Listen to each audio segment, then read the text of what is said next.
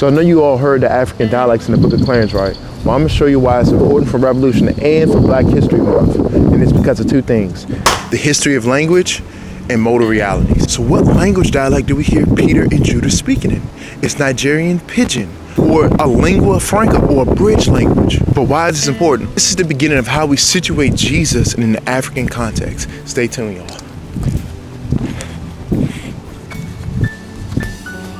Scipio Africanus is the reason why Africa is named what it is today. So when we situate Jesus in this context, the very nature of what we're doing is through an oppressive lens. So what language did Jesus speak?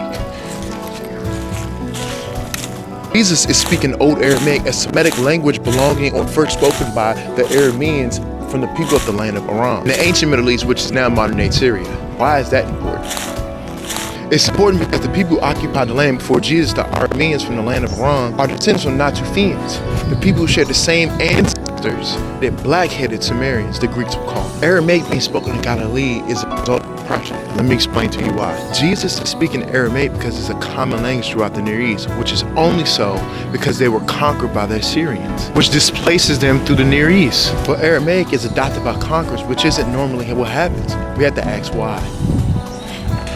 And that's because the Assyrians at that time are at the downfall of their empire. Their first language is becoming extinct, which goes completely extinct in the 6th century BC. Even though Aramaic is adopted, Jesus is literally speaking the language of oppressed people because its commonality is due to its original speakers being conquered. Jesus has and always will be kin to the oppressed, but that is a conversation for another day.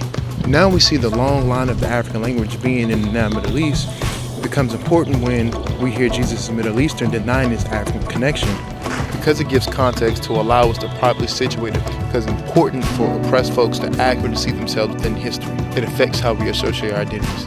So I need y'all to follow me for part 2.